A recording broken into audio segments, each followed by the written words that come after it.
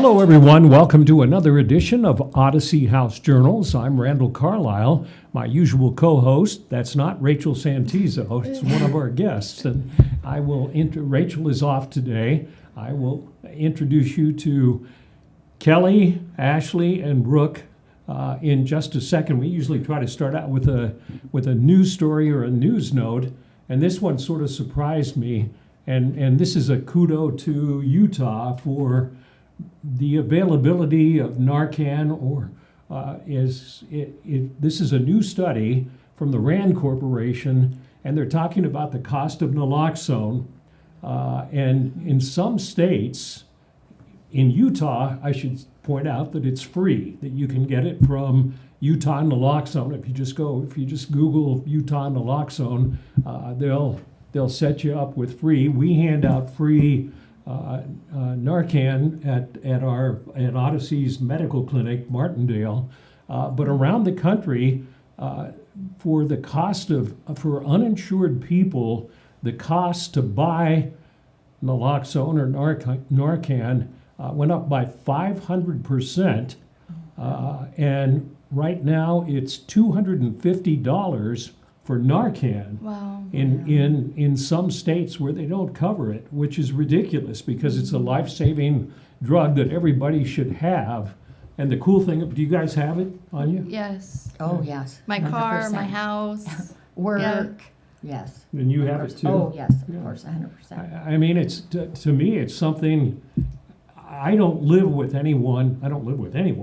But to me, it's something you should have in your car at the very least, because you never know when you're going to see somebody passed out on the street Right. that could be an overdose. And the cool thing about naloxone or Narcan is that if the person passed out on the street is not suffering from an opioid overdose, it won't do anything if you give it to them. Mm-hmm. And we have a good Samaritan law, so that person can't sue you because you did that. So better to be safe than sorry, and, Right. and save some lives.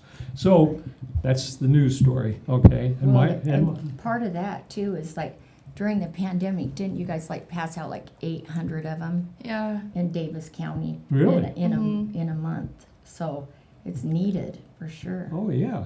I mean, it's just something everybody should have, Right. because there's no danger to it. And the flip side of that is you can't get high from it or anything like that, so you can't abuse it. Right. So it's like the perfect drug to help save lives. Well, and it usually happens when you least expect it too. Yeah. And I've heard a lot of our clients who are heroin addicts talk about the fact that they use together frequently, so that if you see somebody else passed out that could be an overdose, you can save Right. that person, That's happened to you a couple times with your friends, or they've Mm-hmm. dragged them to the hospital and panicked, and I just think it's important to have it on you Yeah. for sure. Well, 10 years ago when Cody had overdosed, and at the time nobody had it on him, you had to call the ambulance, for them to do it. So It's pretty awesome that they have this where you can have it at home and with you, and Right. it's easy to have. So my guests today are Kelly, Brooke, and Ashley. And you can't tell because she looks so young, but this is a mom who has dealt with two heroin-addicted daughters for how many years? 17 years. 17 years. Yeah. And it was just not heroin, it was everything you can think of.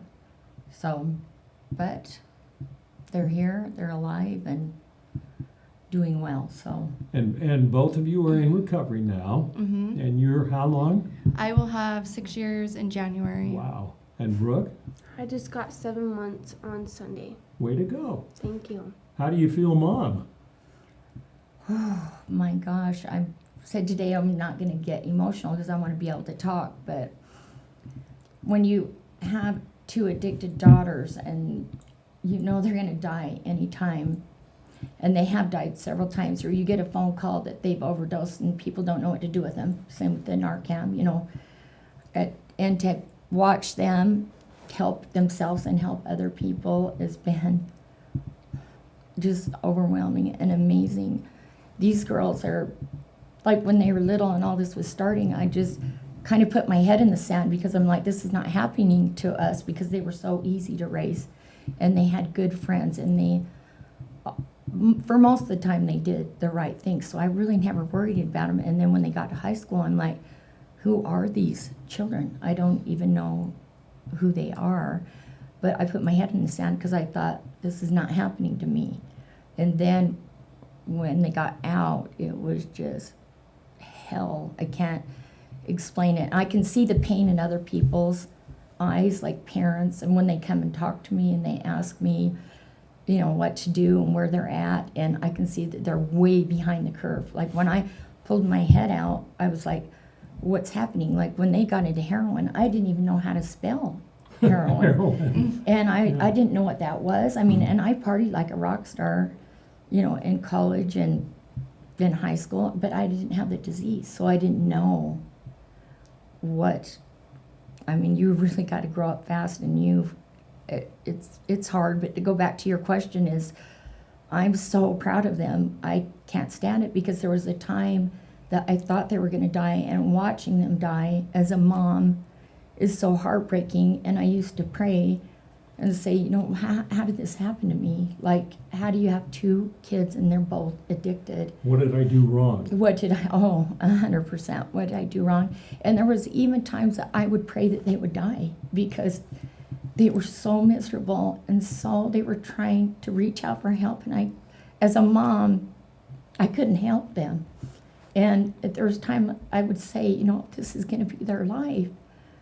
I take them early, not take them late. And when they came through it, and, you know, Ashley's done amazing things, and Brooke's starting to do amazing things too, I'm so proud of them. And they're going to do things to change people. And I get so emotional because I went from people telling me, your daughter sold me bad drugs, or you know, your daughter's overdosing, to, I just want you to know, they'll come up and say, are you Ashley and Brooke's mom? And I'm like, yes. And at the beginning, I'd be like, oh, I don't, Okay. What are they gonna say? because it was all kinds of stuff, like, Yeah.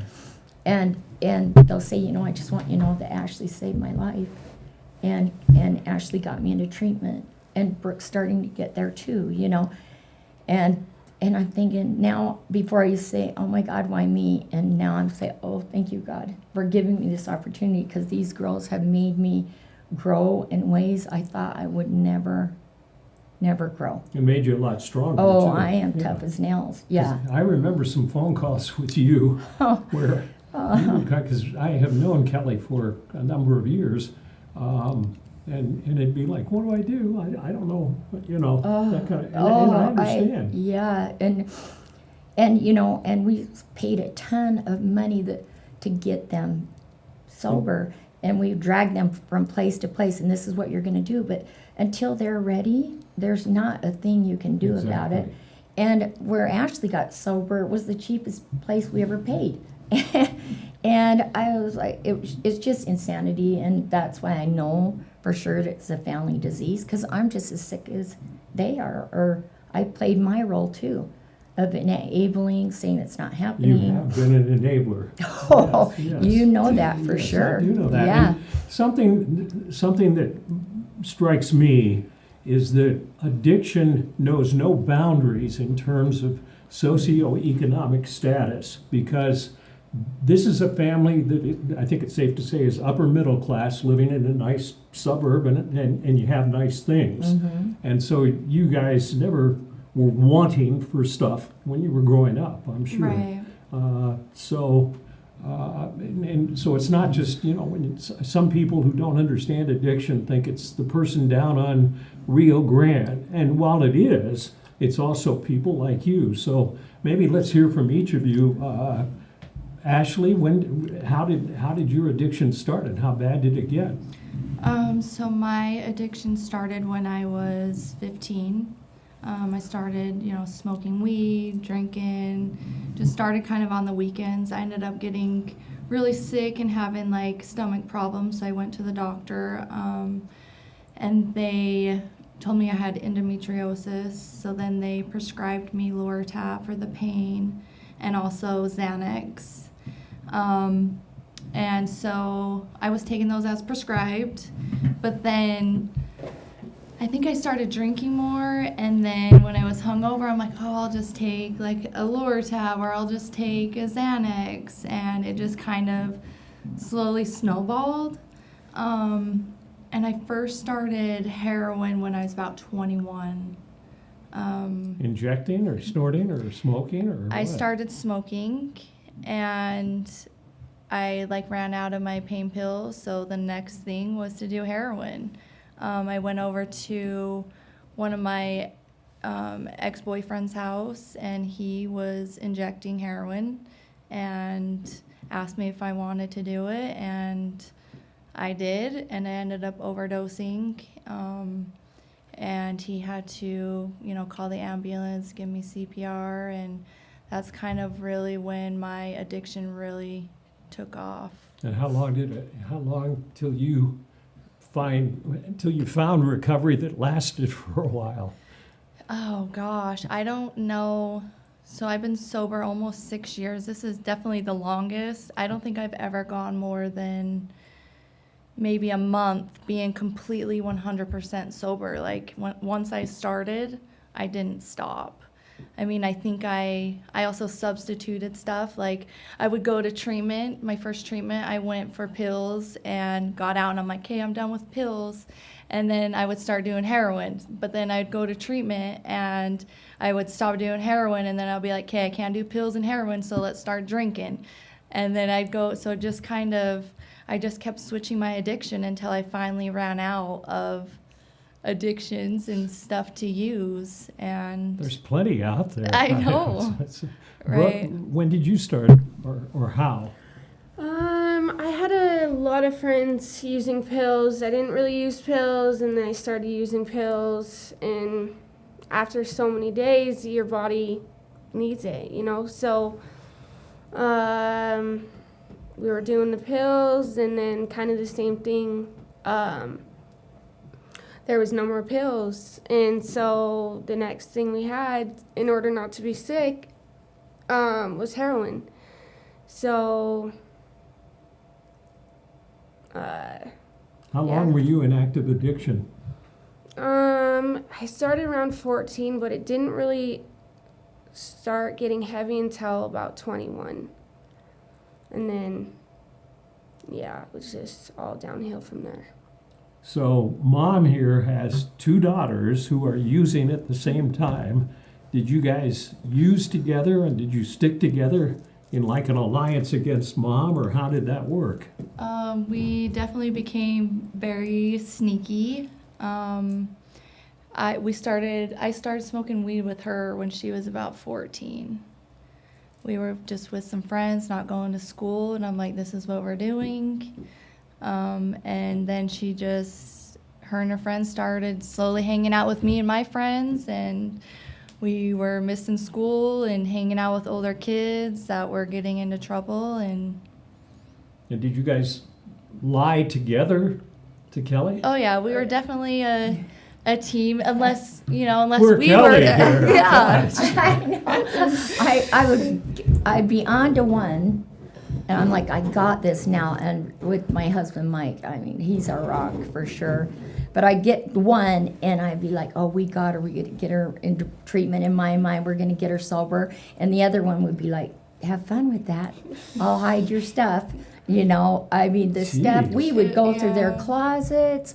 We would go through everything, but they were hiding each other's stuff. Or, I lived on my own with my ex-boyfriend at the time, and she would get in trouble, get kicked out, and then here I was picking her up and bringing her back to my house. Like, it just was a very toxic environment. Yeah, but that wasn't until your 20s. Right. But when you guys were at home, way before you moved out, it was a mess. And I always thought, and my husband always thought, oh, we're going to know what to do. Because we partied. We've had, problems. We've had things. We'll know what to do. Oh, no. This is a total different game now. Yeah. I mean. Well, and plus my parents worked a lot, so they weren't home.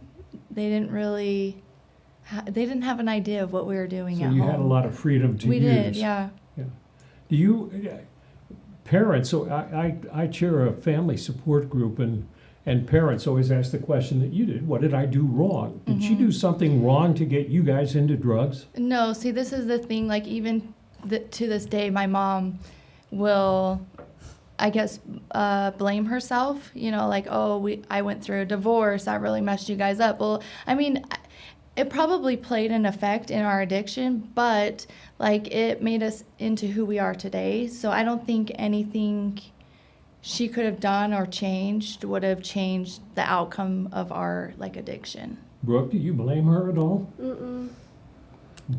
What? No. I feel like we all have a journey here, and regardless of what she, you know, how can I put this? What she thinks she's done or whatever the case, that's what we're here for. It's a learning experience. So I don't blame her. No. Have you stopped blaming yourself? 90% of the time. Okay. I'm getting better, you know, through therapy and help and being with other parents and just doing what I can, you know, to help others. It helps me. You brought up the fact that you've spent tons of money at for-profit treatment centers. Yeah, and why do you think I was working so much? Yeah, well, and you brought up the fact that the one that seemed to be the most successful was the least expensive. Oh, by far. Which one was that? I went to the women's retreat in Ogden. Okay, and is that a nonprofit or a for-profit or what? Yeah, it's a nonprofit. It's a 12-step base, and it's all volunteers. And why did that work more than some of the more expensive ones, which can be very expensive, as you well know? Oh, yeah. I was ready. I was ready for change. I was ready to grow up. I was ready to be in recovery. I think all the other times, like the first couple times I went, I did it for my parents, I did it for my family, I did it for everybody else. But deep down inside, I knew I wasn't ready to quit drugs or using. And so I definitely think that you need to be ready, and you need to know that you are done and willing to make that change. Brooke, why did you? What was your last treatment center? Diamond Tree. I was trying to think. It was Diamond Tree in Kaysville. And is that a for-profit or a non-profit? I don't know. Well, You we had to pay. Yeah, we had to pay. Okay. A lot up front, which, yeah, And then she makes payments. yeah. Okay. So, Why did it seem to work for you this time? Well, I have a child now. I was just tired of being sick and tired, and they're kind of like holistic. So it was like healthy eating. We went to the gym every day, so I felt mentally stronger than I have at any other place. The magic question that everybody, like in the family support group that I facilitate, is what finally got you sober? And you can't, you know, and I think maybe you hit the nail on the head that you wanted it, you know, Right. for yourself. Yeah. Is that a good answer? Because I don't have a good, if somebody had the perfect answer, it'd be the most successful treatment center in the world, saying, we Right. know what can get you into recovery. Yeah. What is it? Is it just the desire for yourself? Yeah, I think like hitting rock bottom, losing everything, just being miserable day after day after day, and just knowing that nothing is going to change until you get off the drugs, the alcohol, change your environment, your friends. Like, you really have to hit a certain point in your life where you're ready to change. How about you, Brooke? I feel like if I'm not healthy within myself, everything else is gone down. I can't hold relationships. I can't take care of myself. I can't take care of anything else. So, yeah, it does ultimately come down to me. A lot of people tell me that I was sick and tired of being sick and tired. mhm. You know, Yeah. The one thing that I really noticed that as a parent, when they say they hit rock bottom, I'm like, all right, let's do this. Let's stand up. Well, I didn't know there were so many rock bottoms. yeah. And You it's- know, and the rock it's- bottom has a basement. And I'm like, what? I thought you hit your rock bottom. Well, Yeah. like 20 rock bottoms, you're like, and finally you have to get to the point where you got to I had to save myself. You know, it's like, that was hard too. But I think that was better, don't you guys think, than me always coddling you and trying to figure out where you're supposed to go. Right. You know, as soon as I was like, I can't do this anymore. I'm dying, you know. Well, once she got strong, like we realized that she's not putting up with our shit anymore. Because we know how to manipulate. We know how to. And she's an easy one. Yeah. I mean, you know. Right. It was an easy one. But I'm not anymore. Yeah. And see, that's the thing that I talked to you about a lot, and you could never seem to grasp the idea of setting boundaries and enabling and stuff like that. Yeah. And she was pretty bad about that, which was good for you as ads, right? It was great for them. And- Yeah, I know, and you had that conversation with me so many times, and I just couldn't get it because it was like, yeah, I can see it in other families, but not in mine. This shouldn't be happening to mine, you know? Like, yeah, it's just a whole, it's just sheer craziness is what it is. We had a therapist in our family support group who would use the expression when a mom like you who didn't know what to do and everything asked about it and said, well, is he still living at or she living at your place and are you providing food and money and stuff like that? Yeah. And his expression was, throw the bum out. You know, Yeah. and I've always, what I've learned from years of working with parents or loved ones who have addicted loved ones is that's a very hard thing to do because my comparison is there's a big disconnect between the brain and the heart as a parent because the brain. If you call me and I say, well, if you're giving them money and making life easy for them to continue using, that's stupid. Throw them out. Yeah. But the heart says, I'm a mom and I love them. Right, yeah. And the thing about it is too that's so crazy is we did get to that point where we did throw them out and we were done. All I have to say is thank God for their dad and my husband because doctors would tell me, don't go and get them, throw them out, don't go and get them. But then the doctors would also tell me, go home and call, or tell us, go home and call everybody you know because the next phone call will be for a funeral. Well, how do you sit and wait? But we would throw them out and it was so hard because I think sometimes Brooke, and I don't know about Ashley, but they feel that I turned my back on them sometimes, and I had to. But if I didn't have my husband, I would probably still, and people like you just trying to push me along, but every time a doctor would say, don't go after them, I would be in my car because I didn't want to find them in a ditch or I didn't want that phone call that parents get, your child has passed away. My husband would come out and say, we're going to do what they tell us to do. You're not going anywhere. You're not to get them. And there was times that I sneak out because I just needed to peek in a window to see if they're alive. It was sheer craziness. And then it got even crazier when they had babies.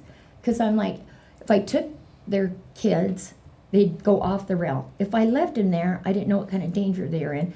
A mom's place is so hard because you're right. You cannot wrap your head around your heart.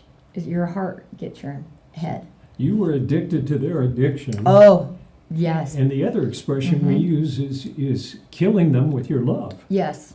Because you're making it easier for them to do their thing, even though it doesn't seem like you are. Oh, I've even gone into places for drug deals and didn't even know I was in a drug deal. Somebody stole my camera, and I'm like, somebody has your camera? We're going to go in and get it right now. And she was just going in to do a drug deal. And all these things, I'm like, idiot. But, you just do the best you can, Let's, we have about 5 minutes left. Let's talk about recovery. Describe what recovery has done for your lives.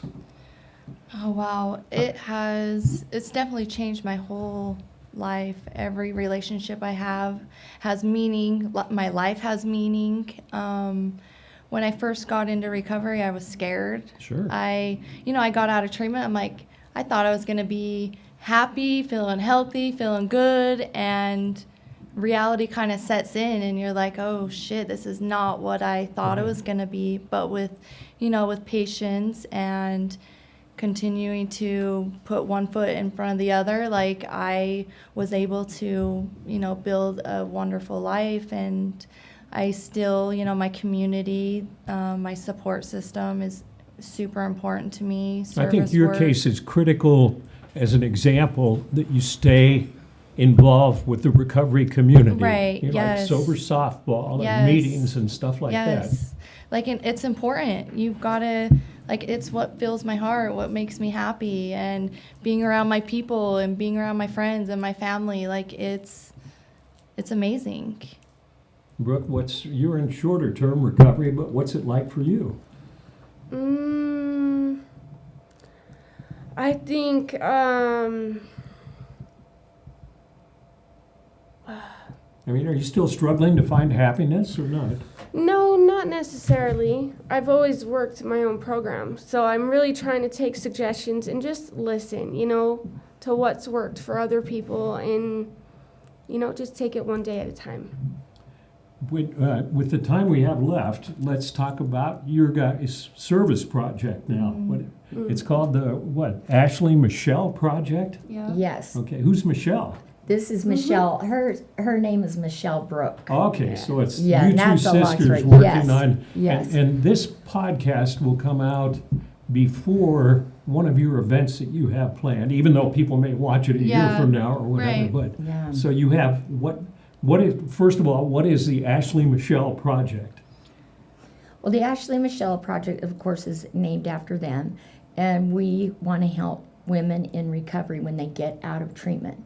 What I found is, and this is just my own opinion, we would keep all their apartments and everything else while they went to treatment. When everybody get out of treatment, there seems like there's a big hole between treatment and recovery and getting back on your life. So when I go to meetings and stuff, they're like, you can do this, you can get a job, you can get your kids back, and then they're couch surfing. Right. So they would go back to their apartments and their normal life, and then they get a knock on the door.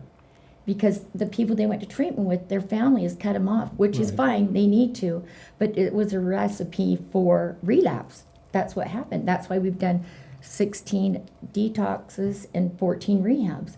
I'm not blaming on that, but there's a huge hole in here. So what we want to do is we want to do a bridge between treatment and life. So you're talking about transitional sober living.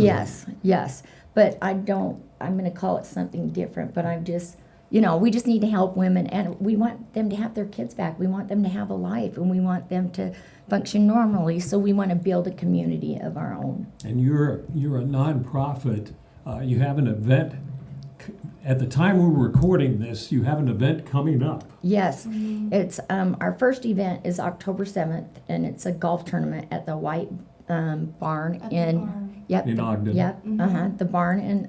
I always call it the White Barn because I'm Yeah. from Ogden. It's in North Ogden, and then we have a softball tournament October 22nd at Barnes Park in Kaysville.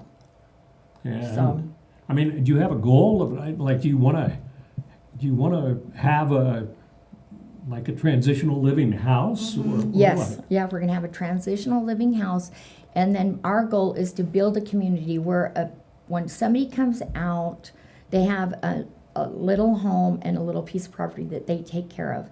And then I'm also working with companies that will hire people, that have records.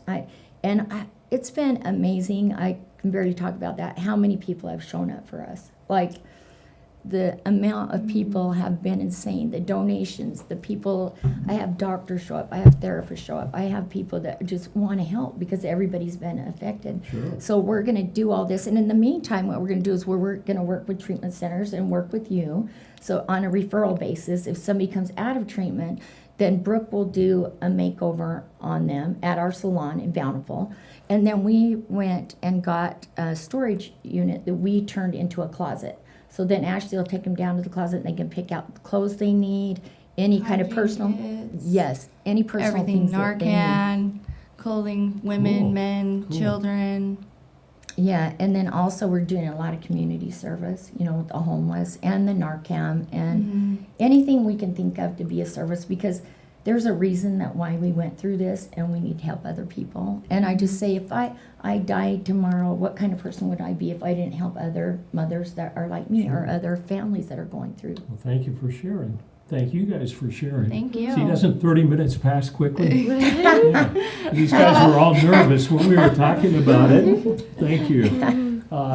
Yeah, thank you for watching another edition of Odyssey House Journals.